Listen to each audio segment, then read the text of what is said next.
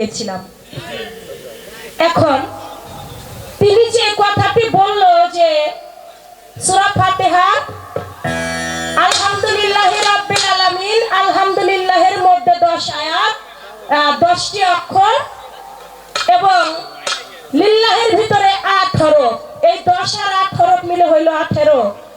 এই 18 তো হইল 18,000 মাখলুকাত। আমি বলছিলাম যে আপনি যে শরীয়তে থেকে এই ব্যাখ্যাটা দিলেন, এটা কোরআনের কোন সূরায় কত আয়াতে আছে? এখন তিনি কয় এটা কোরআনে নাই, সবকিছু কি কোরআনে থাকে?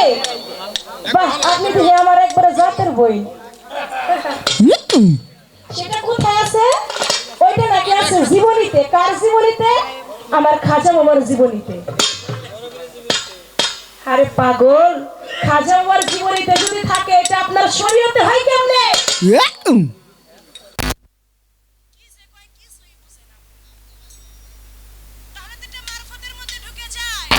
আপনি শরীয়তে থেকে ব্যাখ্যা দিলেন যে এটা 18,000 মাখলুকাত হইল, এই 12 হুব্বা দুজক হইল, এটা হইল, ওইটা হইল। ব্যাখ্যাটা তো আপনার সঠিক হইল না।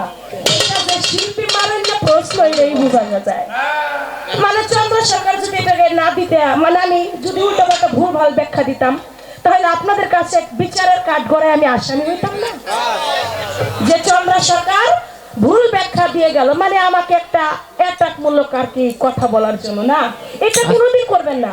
একটা শিল্পীকে ছোট করবার জন্য আপনি বানোয়াট প্রশ্ন, মন গড়া প্রশ্ন, এটা কোনোদিন স্টেজে করবেন না। সত্য কথা। এটা আপনার কাছে আমার অনুরোধ রইল।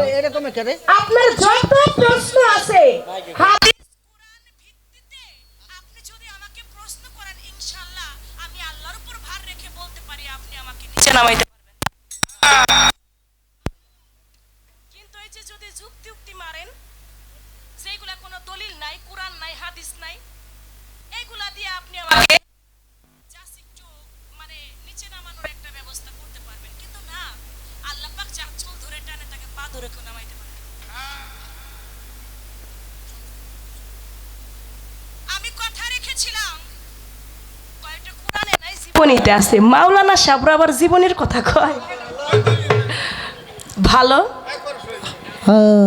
হ্যালো, আমি প্রশ্ন করেছিলাম, এই যে দয়াল নবী 50 বছর, আপনি বললেন 2 মাস বয়সের সময় তিনি যে মেরাজে গিয়ে 5 ওয়াক্ত নামাজ আনলেন, এটা কোরআনের কোন সূরায় কত আয়াতে আছে? এটা আমরা জানবার জন্য, তো আপনার সাথে তো যুদ্ধ করবার জন্য না। হ্যাঁ, এটা জানবার জন্যই বলছি। আপনি বললেন যে 5 ওয়াক্ত নামাজের কথা কোরআনে আছে, আপনি পড়া দেখেন গে। এটা কেমন হইল? কোরআনের কথাও নাই। আমি জিজ্ঞেস করলাম কি চাচির কবর কোনে, চাচার কবর কোথায়, আর চাচি কান্দে কোথায়? চাচি এমন করলে কিন্তু কাজ হইব না। চাচার কবর যে জায়গায় কান্দতে হইব ওই জায়গায়। আমাকে বলছে মালিক ভাই আপনি কথাটা ধরেন। আমি কথা ধরলাম না, কারণ আমি বিচারক না, বিচারক আপনারা। বিচার করবে আশেকান, আমি কি বিচার করতে পারি ভাই? বিচার করবেন আপনারা, আপনারা আশেকানরা বিচার করবে না, আমি কেন বিচার করতে যাব? এখন একটি গান গেয়েছেন, পালার একটি গান গেয়ে অপরটি গান করলেন, তোমার সাথে প্রেম করি আমার পরাণ ভরে নাই, আগে নালিশ কইরা রাখি আবার যেন তোমার দেখা পাই। এই তো শরীয়তের গান। আরে বাবা, এটা শরীয়তের গান না? একবার মাটি করে দিছে রাত 12:30টার পরে। বসতে হবে। রশিদ সরকার বলছিল তুই তো আমার এমনি ভাই না রে, তুই আমার ধর্মের ভাই। তুই আমার কেমনে চিনলি ভাই? ভালো বুঝতে হবে বোন, মাথাটাকে ঠান্ডা করে গান করেন, গান ভালো হবে। তাড়াহুড়া করবেন না, মনোযোগী হন গানের মধ্যে। যদি গানের মধ্যে মনোযোগী হন তাহলে এরকম ভাবটা আপনার থাকবে না, সবার মনে লাগবে। তোমার সাথে প্রেম করি আমার পরাণ ভরে না, এই গানগুলো গাই আমরা রাত 3টার পরে। তাও এটা মারফতের পালার মধ্যে থেকে মুর্শিদকে ডাকা হয়, কিন্তু শরীয়তে থেকে এগুলো কোনোদিনও আসে না। আগে পালা বুঝতে হবে। এখানে বিচারক আছে, এখানে আশেকান আছে যারা পালা বুঝে। আমি ছোটবেলা থেকে আপনাদের নবাবগঞ্জ দুহারে আমি গান করি। সিজনে অন্তত পক্ষে 40 পালা গান আমার দুহার নবাবগঞ্জে হয়। আপনাদের থেকে আমি চন্দ্রা, আমার এক্সট্রা কোনো পাওয়ার নাই। আপনাদের দিয়ে আমি চন্দ্রা। আপনারা ভালোবাসেন বলে বিশ্বের মানুষ আমাকে চন্দ্রা নামে চিনে। আপনাদের দুহারের ভালোবাসা, নবাবগঞ্জের ভালোবাসা না পাইলে চন্দ্রারে কেউ চিনতো না। সত্য কথা, সত্য কথা। তাই বলি বোন, পালাটাকে ঠিক রাখবেন, তাড়াহুড়া করবেন না। তাড়াহুড়া করলে আউলিয়া যাইবেন। তাই এবার একটি গান আমি আমার মারফতের পালা অনুযায়ী রাখি। আমার কাছে প্রশ্ন করেছে দুটি, আমি তার জবাব করব।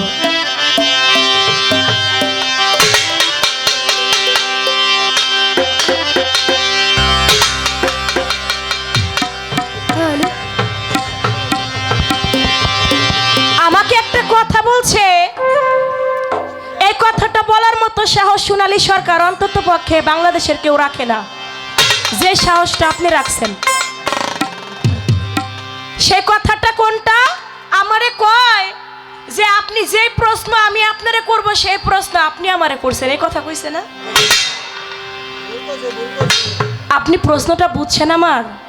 আমি কি প্রশ্ন করেছি আমার দয়াল নবীর কাছে?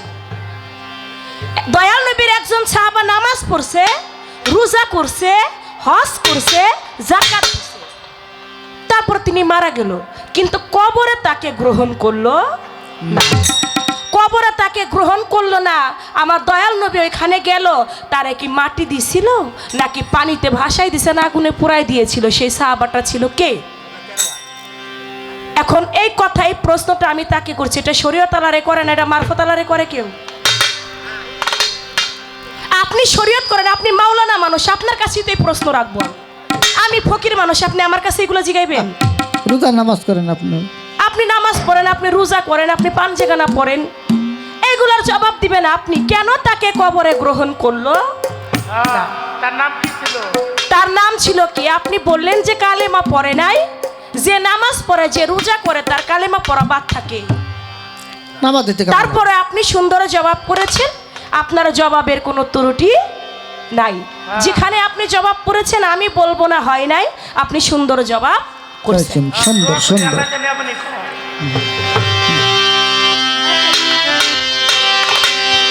হ্যালো, কালির লেখায় আলেম হয় না, গাইবি এলেম থাকা চাই মন রে, গাইবি এলেম থাকা চাই। নূর কালিও জুদে মাখা, কালির কালিতে কুরআন লেখা। যে পাইল মুর্শিদের দেখা, যে পাইল মুর্শিদের দেখা, তার কোনো এলেম বাকি নাই।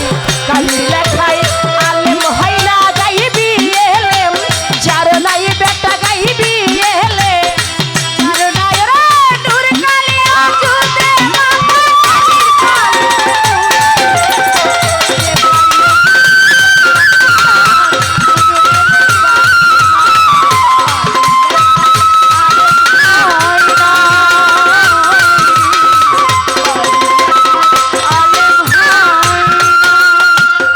মুর্শিদের তু আচ্ছা নিয়া মায়ের ভাই নিগম ঘরে বসো যায়া। মুর্শিদের তু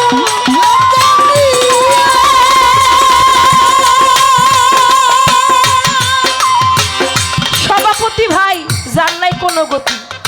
মুর্শিদের তু আচ্ছা নিয়া নিগম ঘরে বসো যায়া। তোমার কলব যাবে জারি হইয়া, আর কলব যাবে জারি হইয়া।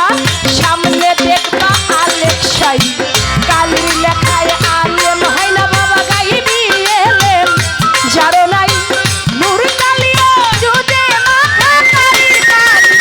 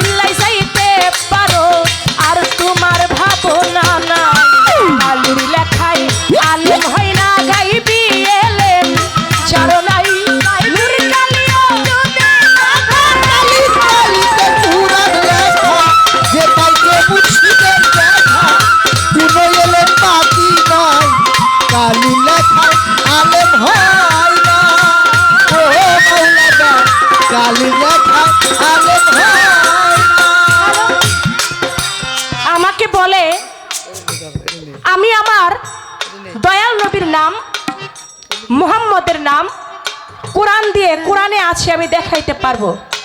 আপনি কি আপনার মারফতের হযরত আলীর কথা কোরআনে আছে এটা বলতে পারবেন? আমারে বলছে না, কয়বার নিবেন, কয় জায়গা থেকে নিতে চান আপনি বলেন? কয়টা সূরা দিয়ে নিবেন? আমার মাওলা আলীর কথা আছে না নাই, আপনি এটা কেমনে যাইবেন? আদার ব্যাপারী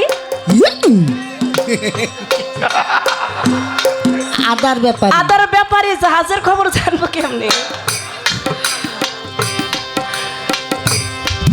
দেখেন আমার মাওলা আলীর কথা আল কোরআনে সূরা নিসার 59 নম্বরে আছে, 59 নং আয়াতের মধ্যে আছে। সূরা মাইদার 55 নং এবং 67 নং আয়াতের মধ্যে আমার মাওলা আলীর কথা আছে। একদিন মাওলা আলী নামাজ পড়তেছে মসজিদ ঘরের মধ্যে, একদল ভিক্ষুক গেছে, ভিক্ষুক যায় বলতেছে যে আমাকে ভিক্ষা দাও। তাফসির পড়ে দেখবেন, আমি যে আয়াতগুলো বলছি সম্পূর্ণ তাফসিরগুলি পড়ে দেখবেন। বলছে আমাকে কিছু ভিক্ষা দাও, ভিক্ষুক বলছে। কিন্তু হযরত আলী তো নামাজের মধ্যে আছে, ভিক্ষুককে কেমন করে ভিক্ষা দিবে? হযরত আলীর হাতের মধ্যে একটা আংটি ছিল, ওই আংটিটা খুলে সেদিন ভিক্ষুককে দিয়ে দিল। এটা সূরা মাইদার 55 নং আয়াত এবং 67 নং আয়াতে প্রমাণ করে। সূরা রাত 7 নং আয়াতে আলীর কথা আছে, সূরা রাতের 43 নং আয়াতে হযরত আলীর কথা আছে, সূরা নাহলের 23 নং আয়াতের মধ্যে মাওলা আলীর কথা আছে, সূরা বাকারার 207 নং আয়াতের মধ্যে মাওলা আলীর কথা আছে। কয়টা জায়গায় দেখাইলাম ভাই? বুঝে নেন আরো অনেক জায়গায় আছে, আমি আপাতত এই কয়টা আপনাকে বললাম। এই যে সূরা বাকারা 207 নং আয়াতে যে মাওলা আলীর কথা আছে, আপনারা সবাই জানেন আমার দয়াল নবী মক্কা ছেড়ে মদিনায় গেল হিজরতের জন্য। কিন্তু সেদিন আবু জাহেলের দল আমার দয়াল নবীকে মারবার জন্য একটা ফন্দি করেছিলেন, একটা ফাঁদ পেতেছিলেন, আমার দয়াল নবীকে হত্যা করে ফেলবে, যেখানে পাবে সেখান থেকে হত্যা করবে। আমার দয়াল নবী একটা ঘরের মধ্যে মাওলা আলীকে নিয়ে ওই বিছানার মধ্যে আমার দয়াল নবী শুয়েছিলেন। আলীকে লক্ষ্য করে বলল, হযরত আলী আমি এই ঘর থেকে বের হয়ে যাই, তুমি আমার এই বিছানার মধ্যে তুমি শুয়ে পড়ো, আমার এই বিছানাটার মধ্যে তুমি শুয়ে পড়ো, তোমার সঙ্গে আমার আগামীকাল দেখা হবে। বনিয়াতের মাল দিতে হবে, বনিয়াতের মালামাল ভাগাভাগির যেই ব্যাপারটা তোমার সঙ্গে আমার আগামীকাল দেখা হবে।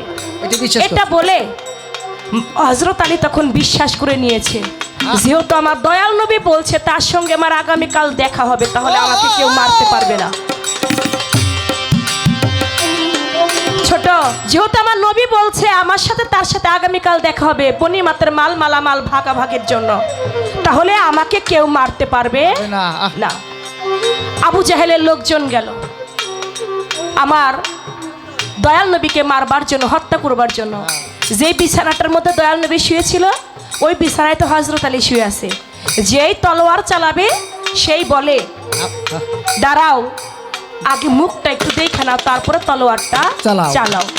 এখানে তো মুহাম্মদ নাও থাকতে পারে। মুখটা খুলে দেখে ওইখানে আমার দয়াল নবী নাই, ওখানে হযরত আলী শুয়ে আছে। আল্লাহু আকবার। সূরা বাকারার 207 নং আয়াত আপনি ব্যাখ্যাটা পূর্ণাঙ্গভাবে পড়ে দেখবেন আমি চন্দ্রা ভুল বলেছি কিনা। আমার মাওলা আলীর কথা আল কোরআনে অনেক জায়গায় অনেক ভাবে আছে, শুধু মাওলা আলীর কথা নয়, হাসান হুসাইনের কথাও আছে, মা ফাতিমার কথাও আছে, পাক পাঞ্জাতের কথাই উল্লেখ আছে। এটা আপনাকে আমি, যেহেতু বলছেন যে আমার মুহাম্মদের কথা আছে কোরআনে, আপনার মাওলা আলীর কথা আসেনি, থাকলে দেখাইবেন, তাই কয়েকটা দেখাইলাম।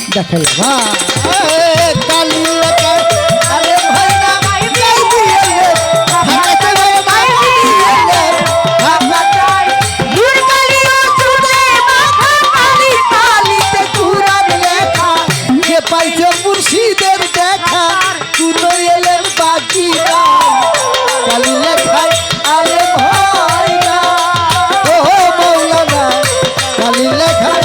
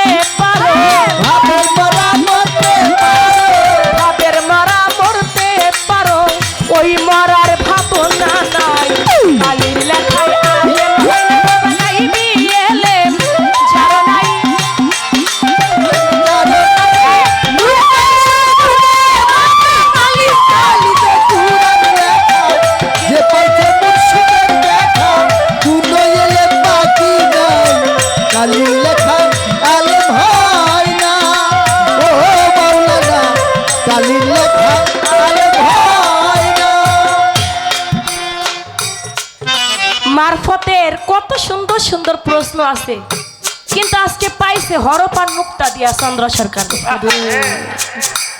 সূরা দিয়া, হরফ দিয়া, নুক্তা দিয়া, মানে কোন দিক দিয়ে আটকানো যায়?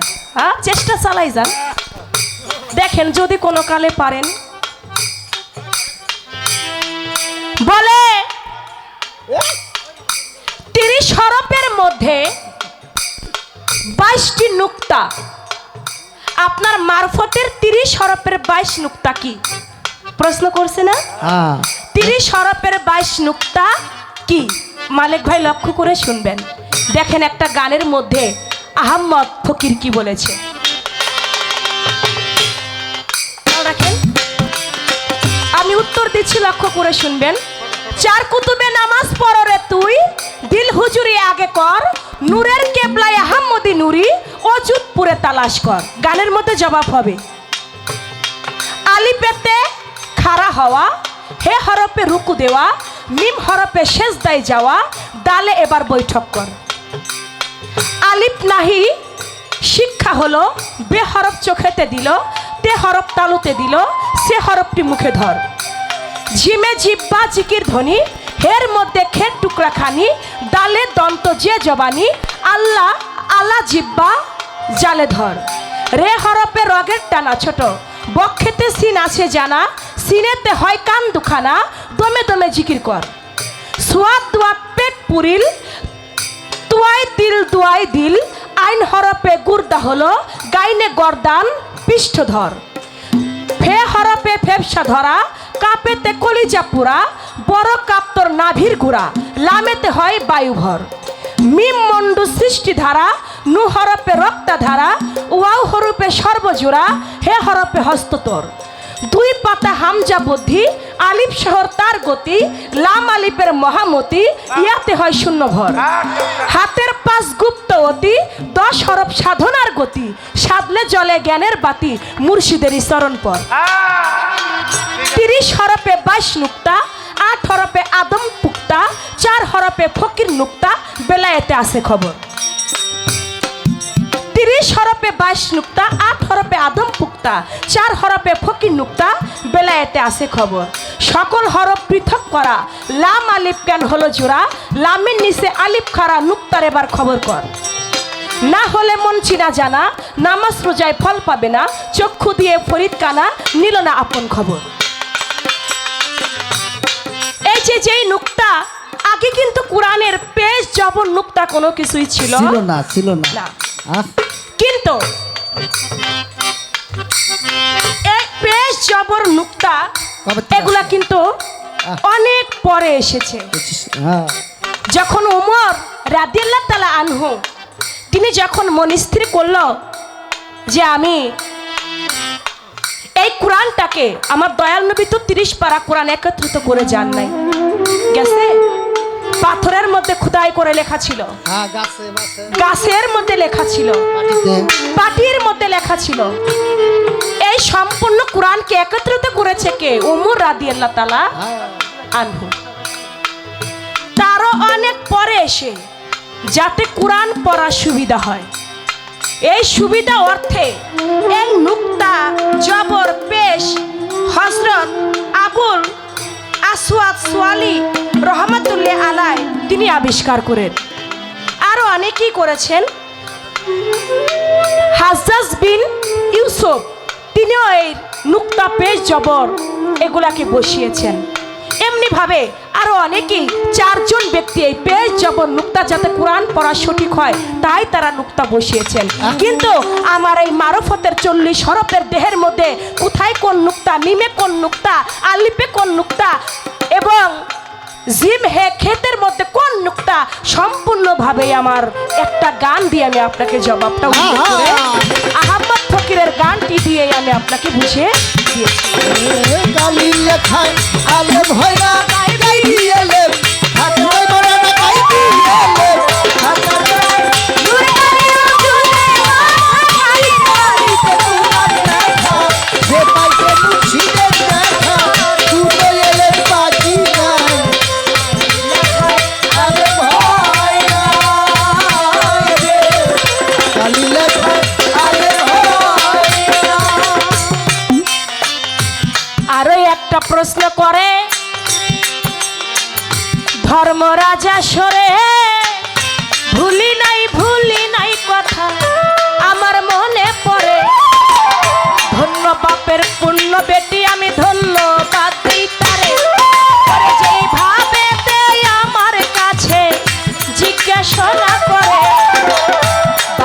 কিছু রাখবো না বাকি তাহার বর্ণনা, বাকি কিছু রাখবো না।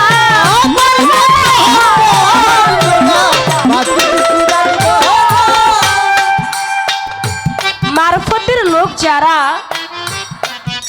হাসরের মাঠে, তারা নেকি না বদির? ছোট, এটা কিভাবে চেনা যাবে?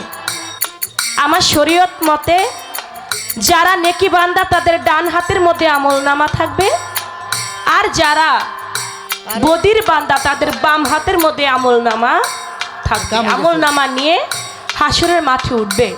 কিন্তু মারফতের লোক যারা, তারা নেকি না বদির, এটা বোঝা যাবে কিভাবে? বাবা, আল্লাহর ওলি যারা, তাদের চেহারার মধ্যে সেটা প্রকাশ পাবে। যারা আল্লাহর ওলি, তাদের চেহারাটার মধ্যে দেখবেন আলাদা একটা নূর চমকায়, আর ওই চেহারায় নূরে উজ্জ্বলিত হয়ে যাবে। তখনই বোঝা যাবে যে এটা আল্লাহর ওলিগণ, কারণ আল্লাহর ওলিগণ থাকবে আল্লাহর আরশের ছায়া তলে। সেই জায়গাটাই ভিন্ন।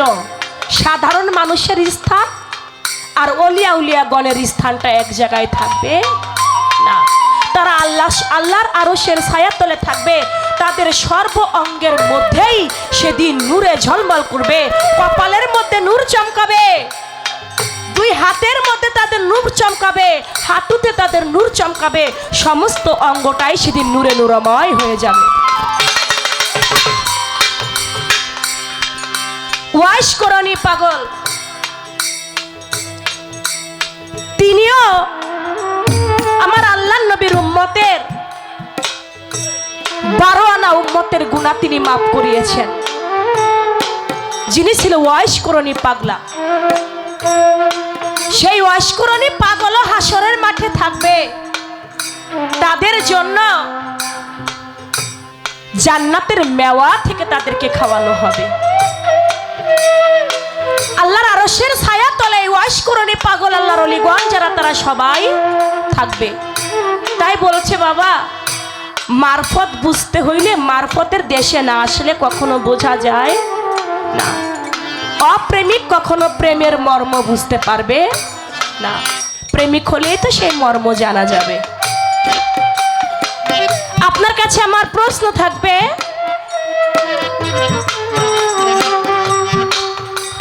আপনি বলবেন আমরা গাউসুল আজম মাইজভান্ডার শরীফ যাই না? ওই মাইজভান্ডার শরীফকে কি বলা হয়? মাইজভান্ডার দরবার শরীফ। সুরেশ্বর যাবেন, সুরেশ্বর পাক দরবার শরীফ। চন্দ্রপুরী যাবেন, চন্দ্রপাড়া পাক দরবার শরীফ। আটরশি যাবেন, আটরশি পাক দরবার শরীফ। মক্কা শরীফ যাবেন, মক্কা শরীফ, মদিনা শরীফ। আচ্ছা মাওলানা সাহেব, আপনি বলবেন আপনি যেই মসজিদে নামাজ পড়েন এই মসজিদকে কেন শরীফ বলা হয় না? পবিত্র। শরীফ শব্দের অর্থ পবিত্র। মসজিদ কি তাহলে পবিত্র না? মসজিদকে কেন শরীফ বলা হয় না? হয় না। এটা একটা কথা আপনার কাছে আমার রইল। ধন্যবাদ, ধন্যবাদ। আপনার কাছে আরো একটি প্রশ্ন আমি রাখবো। নামাজ বিষয় নিয়ে যেহেতু আপনি এত উল্লেখিত, আপনার কাছে আমি জানবো, এমন একটি নামাজ আছে, ওই নামাজটা যদি পারেন প্রতিদিন একবার পড়বেন। যদি প্রতিদিন না পারেন সপ্তাহে একবার পড়তে হবে। যদি সপ্তাহে না পারেন মাসে একবার পড়তে হবে। আর যদি মাসে একবার না পারেন 1 বছরে হইলো একবার পড়তে হবে। যদি 1 বছরও না পারেন 1 যুগ 12 বছর, 12 বছর হইলো একবার পড়তে হবে। আর যদি 12 বছরও না পড়তে পারেন, জীবনে মৃত্যুর আগে একদিন হইলো ওই নামাজটা আদায় করতে হবে। আপনি বলবেন সেই নামাজটা কোন নামাজ? সেই নামাজটা কিভাবে পড়তে হয়, কোন সূরার সাথে কোন সূরা মিলাইতে হয়, দাঁড়িয়ে কতবার পড়তে হয়, কোন দোয়া কতবার দাঁড়িয়ে পড়তে হয়, রুকুতে গিয়ে কতবার পড়তে হয়, সেজদার মধ্যে গিয়ে কতবার পড়তে হয়, এক রাকাত নামাজে কতবার দোয়া পাঠ করতে হয়। সংখ্যাটা কত, সংখ্যা কত? এই একটা কথাই রইল। দেখি আজকে মাওলানা ভাই আমার কি কয়। ওরে, কালির লেখায় আলেম হয় না, আইবি আইবি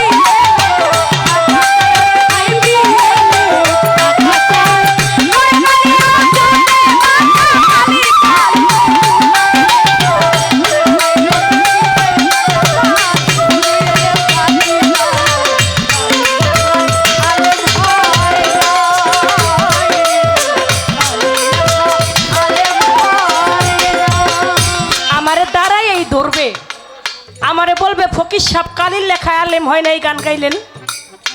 বুঝতে হবে কালির লেখায় আলেম হয় না, গাইবি এলেম থাকা চাই। নূর কালি অজুদে মাখা, কালির কালিতে কোরআন লেখা যে পাইলো, আমার শাহরু চাঁদের দেখা, আমার ভান্ডারির দেখা, তার কোনো এলেম বাকি নাই। আমার বড় পীর আব্দুল কাদের জিলানীর একজন ভক্ত বিয়ে করছে, বাসর ঘরে গেছে, বাসর ঘরে গেছে, স্ত্রীর সাথে বাসর করবে, স্ত্রীর গায়ের মধ্যে হাত দিতে না দিতে কারেন্টে শর্ট করছে। যেমন স্বামী আপনি আমাকে ছুবেন না, বলে কেন? বলে আপনি আমাকে ছুবেন না এজন্যই একটা প্রশ্ন করি। আগে একটা প্রশ্নের জবাব দিতে হবে। বলে কি প্রশ্ন? বলে আচ্ছা স্বামী, কোরআনের উপর কি হাদিস রাখা যায়? স্বামী তো জ্ঞানী, তিনি তো হাদিস পড়ে মাওলানা হইছে। সে বলে না, কোরআনের উপর হাদিস রাখা যায় না। কয় তাহলে আমি 30 পারা কোরআন মুখস্থ করে আমি হয়েছি কোরআনের হাফেজ, সুবহানাল্লাহ, আর আপনি মাত্র হাদিস পড়ে হইছেন মাওলানা। আপনি মাওলানা হয়ে কিভাবে কোরআনের উপর হাদিস রাখতে চান? এখন তো মাওলানা তো বুঝতে পারছে যে আমার বউ কি কয়। এটা মনে মনে চিন্তা করে আর বউয়ের গায়ে হাত লাগাইল না। রাত্র 2টা বাজছে, ঘর থেকে বের হয়ে গেছে, চলে গেছে আমার বড় পীর আব্দুল কাদের জিলানীর বাড়ি। যাইয়া বলে সংকটে পড়িয়া দয়াল তোমারে আমি ডাকি, কোথায় আছো ও বড় পীর, সামনে আসো না, তোমার ভক্তের নিদান তুমি ছাড়া কেউ সরাইতে পারে না, দাও হে দেখায় বড় পীর, ভক্তের আশা করো হাজির, দাও হে দেখায় বড় পীর, ভক্তের আশা করো হাজির, দাও হে দেখায় বড় পীর। আমার বড় পীর জিলানী হুজরাখানা থেকে বের হইলেন। বের হয়ে বলে বাবা তুমি এত রাত্রে বেলায় কেন আসছো? কই বাজান, আমি তো হাদিস পড়ে মাওলানা হইছি, কিন্তু আমি যাকে বিয়ে করেছি সে 30 পারা কোরআনের হাফেজ। আমাকে বলে কোরআনের উপর কি হাদিস রাখা যায় কিনা। কোরআনের উপর তো হাদিস রাখা যায় না। আমি এতটুক সময়ের মধ্যে আমি কিভাবে কোরআনের হাফেজ হইতে পারি? আমার বড় পীর বলে পাগল, এই জন্য তুমি আমার কাছে আসছো? তুমি কোনো চিন্তিত হইও না।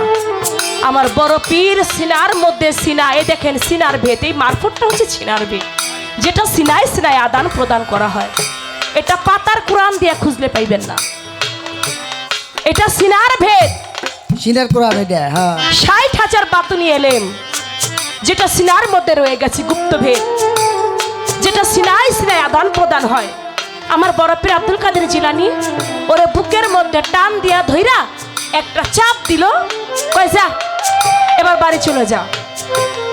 বাড়ি গিয়েছে, স্ত্রী ঘড়ির টাইম দেখতেছে 3:30 বেজে গেছে। কয় স্বামী আপনি এত সময় কই ছিলেন?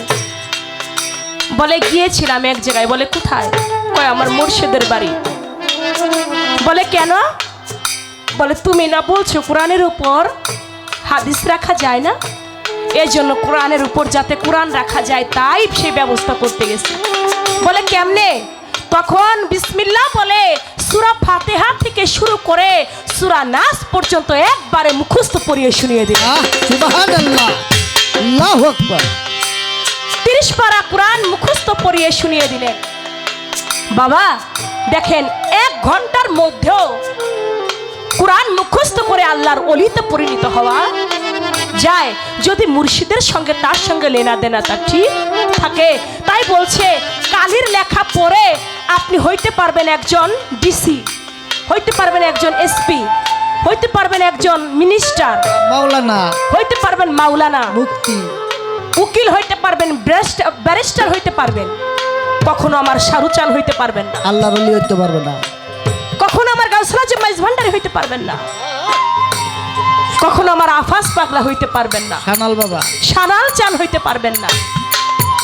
ওই আল্লাহর ওলি হইতে গেলে ওই আল্লাহর ওলির অন্বেষণই করতে হবে। তাই বলছে কালির লেখায় আলেম হয় না বাবা গাইবি এলে, ঠান্ডা চাই ওরে গাইবি এলে, ঢাকা চাই নূর কালিয়া জুদে মাথা কালির কালিতে কুরআন লেখা, এ পাইলো মুর্শিদের দেখার, উনুইলে বাতি না, কালির লেখায় আলেম হয় না,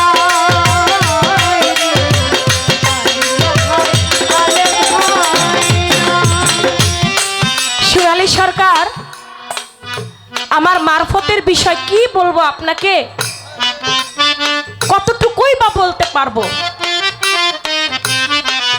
এই যে একটা রাত্রের মধ্যে মারফতের ব্যাখ্যা সম্পূর্ণ করা সম্ভব হয় না। বাদশাহ হারুন আর রশিদ ছিল মস্ত বড় পরহেজগার। প্রতিদিন রাত্রেবেলা 200 রেকাত 300 রেকাত নামাজ না পড়ে ঘুমাইতো না। প্রতি রাত্রে 200 রেকাত নামাজ পড়া যাতা কথা, 200 রেকাত 300 রেকাত নামাজ পড়তো বাদশাহ হারুন আর রশিদ।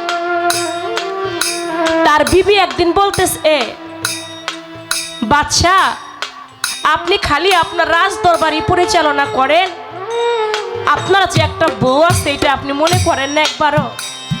বলে কেন? আমাকে নিয়ে তো একটু কোনো জায়গায় ঘুরলেন না।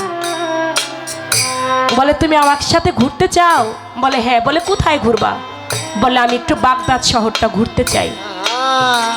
বলে ঠিক আছে। স্ত্রীকে নিয়ে রাজসভা থেকে বের হইলেন।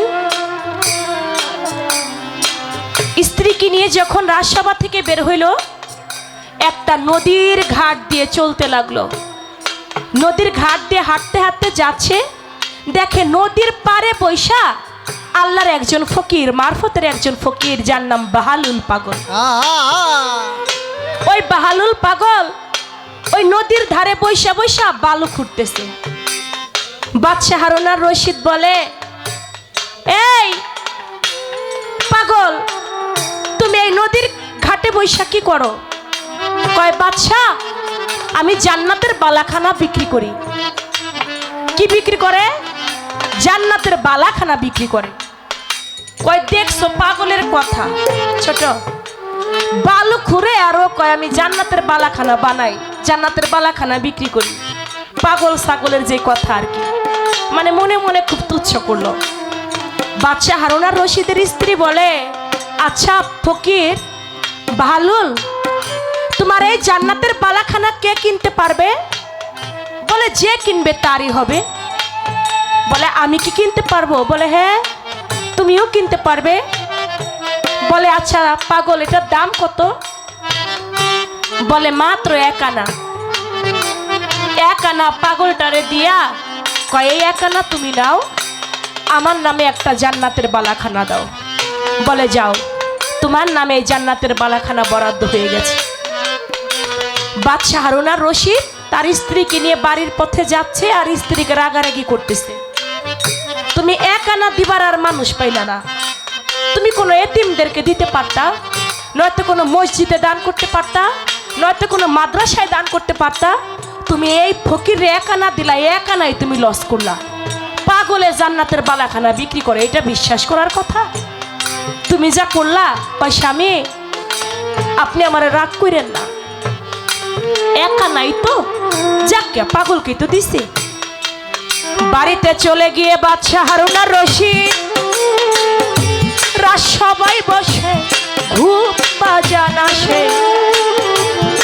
রাত্র অধিক হইলে হারুন আর রশিদ স্বপনে সে দেখে হারুন আর রশিদ এই ধরা ধামে নাই, দুনিয়াটা কিয়ামত হয়ে গেছে। কিয়ামত হইয়া হাসরের মাঠ বাজান তৈয়ার হইয়া গেছে। হারুন আর রশিদ বেহেশতের মধ্যে গেল, যাইয়া দেখে বেহেশতের মধ্যে সুন্দর একটা বালাখানা তৈয়ার করে রাখছে পেশাই। হারুন আর রশিদ মনে মনে চিন্তা করে এটা হবে নিশ্চয় আমার ওই নাতাই। হারুন আর রশিদ রাত সবাই ঘুমাইছে, ঘুমায়া স্বপ্নে দেখে তিনি মারা গেছে। দুনিয়াটা কিয়ামত হয়ে গেছে, হাসরের মাঠ হইছে। হারুন আর রশিদ জান্নাতে গেছে। এখন জান্নাতের ভিতরে ছোট হারমোনিয়াম ছোট এত সুন্দর একটা বালাখানা তৈয়ার করে রাখছে। এখন হারুন আর রশিদ ওই বালাখানার মধ্যে প্রবেশ করবে, গেটের দারোয়ান হারুন আর রশিদকে ঢুকতে দেয় না। বলে এই জান্নাতের বালাখানায় তুমি ঢুকতে পারবে না। বলে কেন? বলে এটা হচ্ছে বাদশা হারুন আর রশিদ জবেদার বালাখানা। কয় বাদশা হারুন আর রশিদ জবেদার বালাখানা, তাই তো এটা তো আমার স্ত্রী, তাহলে আমার স্ত্রীর জান্নাতের বালাখানায় আমি কেন ঢুকতে পারবো না? আমিও ঢুকতে চাই। বলে না, এটা যার সেই ঢুকতে পারবে, অন্য কেউ পারবে না। হঠাৎ করে ঘুম ভেঙে গেল, স্ত্রীর কাছে গেল, জবেদার আজকে রাত্রে আমি ঘুমাই স্বপ্নে দেখি আমি জান্নাতের মধ্যে এত সুন্দর একটা বালাখানা আল্লাহ পাক তৈয়ার করে রাখছে তোমার জন্য, কিন্তু আমি ওই জান্নাতের বালাখানায় ঢুকতে যাব, আমাকে ঢুকতে দেওয়া হলো না। আচ্ছা জবেদার, তুমি কি বলতে পারো তুমি কি এমন এক্সট্রা আমল করো যার কারণে আল্লাহ পাক তোমার জন্য জান্নাতের মধ্যে একটা বালাখানা তৈয়ার করে রাখছে, যেটা আমার ভাগ্যে নাই? কয় স্বামী, আপনি যে আবাদত করেন আমি তো সেই একই আবাদত করি, আমি তো কোনো এক্সট্রা আমল করি না। বলে তুমি একটু ভেবে চিন্তে দেখো ছোট, তুমি কি আমল করো? বলে বাদশা আমার মনে পড়ে না, আমি কোনো এক্সট্রা আমল করি না, আপনি যা করেন আমি তাই করি। বাদশা হারুন আর রশিদের স্ত্রী হঠাৎ করে বলে উঠল, আচ্ছা স্বামী, এটা নয় তো গতকালকে একটা পাগলের কাছ থেকে যে একানা দিয়ে একটা জান্নাতের বালাখানা কিনে নিলাম, ওইটা আবার আমার নামে হয়ে যায় নাই তো? তুমি কি বলো, হইতেও তো পারে। বলে চলো তো এবার আজকে একটু ওই পাগলটার কাছে যাই। আজকেও বাদশা হারুন আর রশিদ তার স্ত্রীকে নিয়ে ওই নদীর ঘাট দিয়ে যায় আর বলে, মালিক রে, আজকেও যেন পাগলটার সন্ধান আমি পাই। যাইয়া দেখে ওই জায়গাটার মধ্যেই আছে ভালুল পাগল। কয় বাদশা পাগল, তুমি কি করো? কয় দেখো না আমি জান্নাতের বালাখানা বানাই। আবার মনে মনে কয় বালি খুঁড়ে কয় বালাখানা বানাই। কয়টার দাম কত? কে কিনতে পারবে? বলে যে কিনবে তারই হবে। কয় দাম কত? কয় বাগদাদের অর্ধেক রাজ্য। গতকালকে কয় টাকায় কিনছে? এক আনায়। আর আজকে কি কয়? বাগদাদের অর্ধেক রাজ্য যদি দাও, খারাপ লাগে বাবা আপনাদের? বলে আজকে যদি বাগদাদের অর্ধেক রাজ্য দাও তাহলে জান্নাতের বালাখানা তোমার হবে। কয় কালকে তুমি এক আনায় বিক্রি করলা আর আজকে তুমি বাগদাদ শহরের অর্ধেক রাজ্য হাঁকতেছ, কারণ কি? কয় বাদশা হারুন আর রশিদ, গতকালকে তোমার স্ত্রী জবেদা কিনেছিল না দেখা, আর আজকে তুমি আসছো দেখা। তোমার স্ত্রী কিনতে এসেছিল না দেখা, আর তুমি এসেছো আজকে দেখা। কয় আমি যে দেখা আসছি এটাই ফকিরটা কেমনে জানলো? কয় তুমি কেমনে জানলো আমি দেখা আসছি? কয় কেন বাদশা, তুমি স্বপ্নে দেখছো না? কয় আমি স্বপ্নে দেখছি, এটাই কেমনে জানলো? কয় তুমি স্বপ্নে দেখছো না, তুমি জান্নাতের বালাখানা দেখেই তো আসছো কিনতে। লোভে কখনো জান্নাত পাওয়া যাবে না। তখন বলে আর হবে না মানো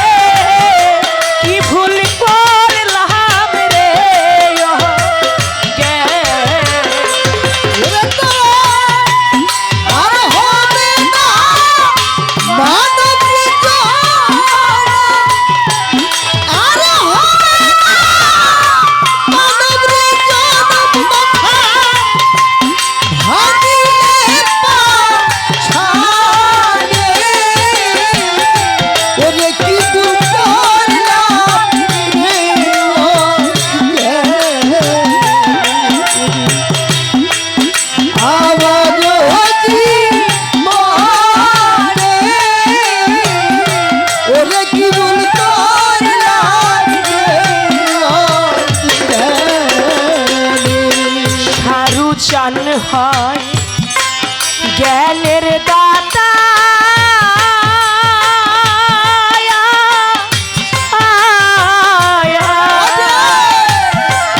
জ্ঞান বিহনে ভাষণ রে বৃথা। দয়াল কহিল জ্ঞানের দাতা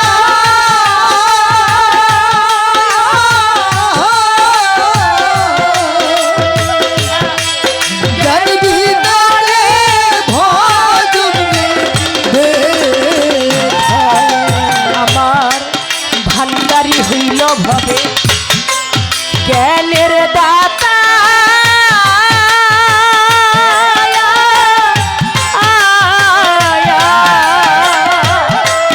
জ্ঞান বিহনে ভাষণ রে বৃথা। আমি না শুনিয়া আমার কেরামত সার কথা না শুনিয়া আমার দয়ালের কথা শুনিয়া আমার দয়ালের কথা বিপদ আসিল সামনে। ওরে কি ভুল করলাম রে আমারে জীবনে। আরে কি ভুল করলাম রে আর হবে মানব জান আর হবে মানব জান ভাঙিয়ে না ছাড়ে। ওরে কি বলতে লাগবে জানি আমার জীবনে। ওরে কি বলতে লাগবে জানি।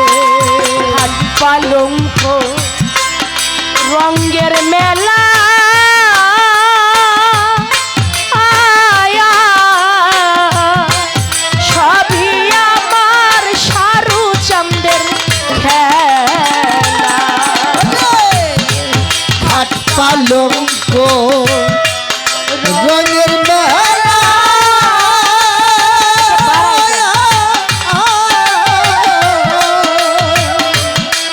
সবই আমার দয়ালের খেলা। দরদিরে হাত পালঙ্ক তোর রঙ্গের মেলা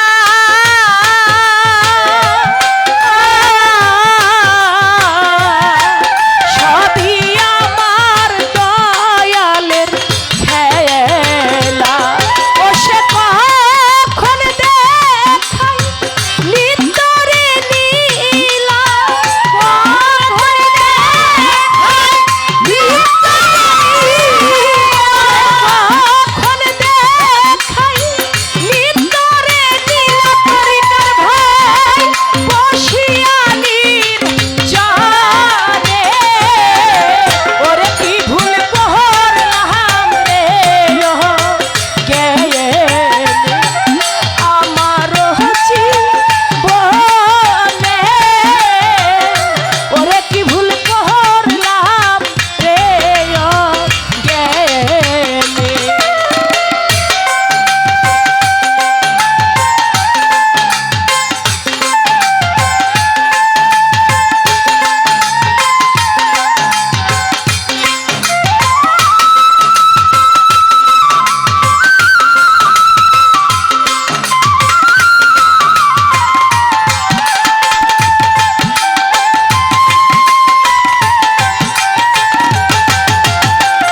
ওরে কি ভুল করলাম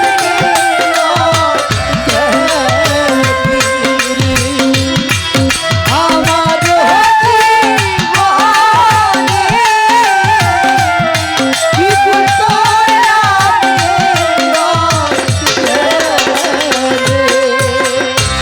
আমি বলছিলাম যে আমার আল্লাহর অলিগণ, আমার আল্লাহর বন্ধু, তাদের সাথে দুশ্মনী করলে আমার আল্লাহ তাদের সঙ্গে যুদ্ধ ঘোষণা করে। কয় আমি তারে ভয় দেখাইছি। সে আমাকে বলে, না বোন, এটা আমি ভয় দেখাই না, এটা আমার আল্লাহ পাকের কথা, কোরআনে বলছে যে আল্লাহর অলির সঙ্গে দুশ্মনী করে আমি তার সঙ্গে যুদ্ধ ঘোষণা করি, কারণ আল্লাহর অলিগণ আল্লাহর মনোনীত। কেন বলছি দেখেন, ওই বাদশা হারুন আর রশিদই একদিন বাহলুল পাগল তার রাজসভার সামনে দিয়া যায়। লক্ষ্য করে শুনবেন, তাইলে বুঝতে পারবেন। তার রাজসভার সামনে দিয়ে যায়, বাদশা হারুন আর রশিদ দুতলার মধ্যে থাইকা দেখে যে পাগল বাহলুল যায়। এই আমার উচিত নাজির, তোমরা যারা আছো ওই পাগলাটারে ধরে নিয়ে আসো তো। কয় কেন? করে আজকে একটা কথা জিজ্ঞেস করব। বলে ঠিক আছে। কয় দাঁড়াও, সিঁড়ি পেয়ে উঠতে গেলে অনেক সময় লাগবে, সিঁড়ি পেয়ে উঠা পর্যন্ত অপেক্ষা করো না। কৃত্রিম উপায়ে বর্তমানে লিফট, আগের দিনে তো আর লিফট ছিল না, একটা রশি, ঝুলন্ত রশি দুতলা পর্যন্ত দিয়ে একটা লিফটের মতো সিস্টেম করেছে। উপর থেকে রশি টানলে যেন নিচের মানুষ অতি দ্রুত উপরে উঠতে পারে। বলে তাড়াতাড়ি আমার কাছে নিয়ে আসবা। বলে ঠিক আছে। বাহলুল পাগলকে নিয়ে গেছে উপরে, দোতলার উপরে। এখনের দোতলা তো একটু নিচা নিচা হয়, ছোট আকারে হয়, কিন্তু আগের দিনের দোতলা ছিল অনেক লম্বা, অনেক উঁচা, 3 তলা 4 তলার সমান দোতলা ছিল। গিয়েছে, ছোট বাজায় ঢোলটা নিয়ে গেছে। এখন বলতেছে, পাগল, তোমার তো কোনোদিন প্রশ্ন করে হারাইতে পারি না, আজকে আমার একটা প্রশ্নের জবাব দাও তো। বলে কি প্রশ্ন? বলে আচ্ছা, তুমি মুখ দিয়ে যা কও তাই হয়ে যায়। তুমি পীর ফকিরগণ, তুমি বাহলুল পাগল, মুখ দিয়ে যা কও তাই হয়, আমি মুখ দিয়ে যা কই তা হয় না। তুমি এত আল্লাহর এত পছন্দ কেমনে হইলা? কয় কি যে কথা জিজ্ঞেস করেন আপনি। আচ্ছা, আপনি আগে আমার একটা প্রশ্নের উত্তর দেন তো। বলে কি প্রশ্নের উত্তর? বলে আমি যদি চাইতাম যে আমি বাদশা হারুন আর রশিদের সঙ্গে দেখা করব, তাহলে আমার প্রথমে কি করতে হইতো? গেটের যে দারোয়ান তার সঙ্গে আমার কথা বলতে হইতো। সে আমাকে ঢুকতে দিবে কিনা আপনার কাছে এসে অনুমতি নিত। আপনার যে মন্ত্রী আছে ওই মন্ত্রীর কাছে আমাকে নিয়ে যেত, যে সে বাদশা হারুন আর রশিদের সঙ্গে দেখা করতে আসছে। ওই মন্ত্রী আবার কি করত? আপনার কাছে অনুমতি নিয়ে আমাকে সিঁড়ি বেয়ে উঠতে উঠতে কত খড়খড় পুড়িয়ে আপনার কাছে আমার দেখা করতে আসতে হইতো। তাতে কত সময় আমার লাগতো না? যেহেতু আপনি আমাকে চাইছেন, আপনি আমার সঙ্গে দেখা করবেন, আমি সিঁড়ি বেয়ে উঠবো এই অপেক্ষাটা আপনি করেন নাই। কৃত্রিম উপায়ে আপনি আমাকে একটা ঝুলন্ত রশি দিয়ে টান দিয়ে উপরে উঠাই নিয়ে নিয়েছেন। কেন? আপনি চেয়েছেন তাই। আর যদি আমি চাইতাম, সিঁড়ি বেয়ে কত কিছু করে আপনার কাছে আমার দেখা করা লাগতো। চাইলেই কি আমরা প্রধানমন্ত্রীর সাথে দেখা করতে পারি? না না না, কত মাধ্যম লাগতো। যেহেতু আপনি চাইছেন তাই এত দ্রুত আমি আসতে পারছি। আল্লাহর অলিগণ তদ্রূপ। আল্লাহ যাকে চায় তাকে অলি বানিয়ে ছেড়ে দেয়, চোখের পলকে তাকে অলি বানিয়ে দেয়। আল্লাহর বন্ধু যারা তদ্রূপ, আল্লাহর সঙ্গে তারা মিশে আছে। আল অলি আল্লাহ মতো আল্লাহর অলিগণের কোনো মরণ নাই।